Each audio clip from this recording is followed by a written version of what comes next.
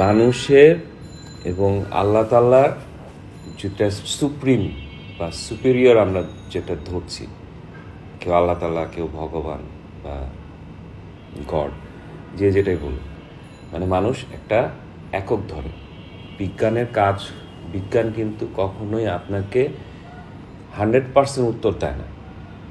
বিজ্ঞানের এটা রাইটসই নেই।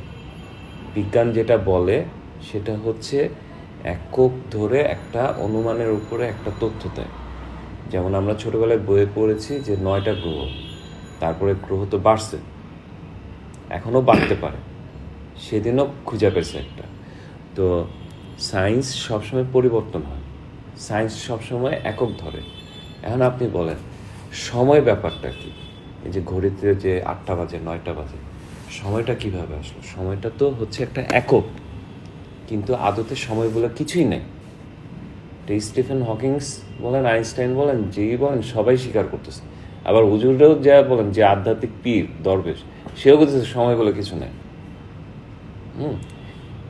তো সুপিরিয়র যে যিনি, সবাই মানতেছে যে সুপিরিয়র একজন আছে। আবার অনেকে বলে প্রকৃতি বা নেচার, সেটাকেও সুপ্রিম হিসেবে ধরা হয়।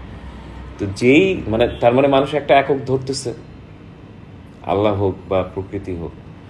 তো যদি একক ধরে থাকেন আপনি যে হ্যাঁ আল্লাহ আছে বা সুপ্রিম তিনি আছে, এর সাথে আমাদের সম্পর্ক তৈরির রাস্তাটা কি, সেটা মানুষের মধ্যে বিদ্যমান আছে। সেটা হচ্ছে প্রেম। প্রেম এমন একটা বিষয় যেটা আপনি ধরতে পারবেন না, ছুঁইতে পারবেন না। হ্যাঁ, আপনার মনে মানে গায়ে চামড়া দিলে চিমটি কাটলে ব্যথা পাবেন, আপনার কলিজার হার্টবিট পাবেন, ব্রেনের ভিতরে আপনি ফিল করতে পারবেন এটা ব্রেন। কিন্তু প্রেমটা ব্রেন, কলিজা, শরীর সব কিছু মিলা তৈরি হয় না। তো এই প্রেমটা হচ্ছে সুপ্রিমের সাথে তৈরি হওয়ার মাধ্যমেই হচ্ছে একমাত্র সংযোগ স্থাপন করা সম্ভব। যখন আপনি প্রেম ব্যাপারটা বুঝে যাবেন, প্রেম ব্যাপারটা সহজে মানুষ বুঝতে পারে না। প্রেম ব্যাপারটা এত অসীম, এটাকে বুঝার ক্ষমতা খুব কম মানুষেরই হয়। যখন আপনি প্রেম ব্যাপারটা বুঝে যাবেন এবং প্রেম ব্যাপারটা নিয়ে আপনি ফিল করতে পারবেন, তখন আপনার কাছে আল্লাহ, খোদা, গরিব, মিসকিন, বড়লোক, ধনী সব এক হয়ে যাবে।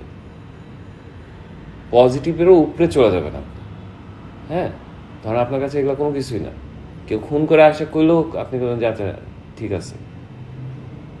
আল্লাহ তাআলা কি বলতেছে যে তুমি আমার কাছে মাফ চাও। তার কাছে সে প্রেমের এত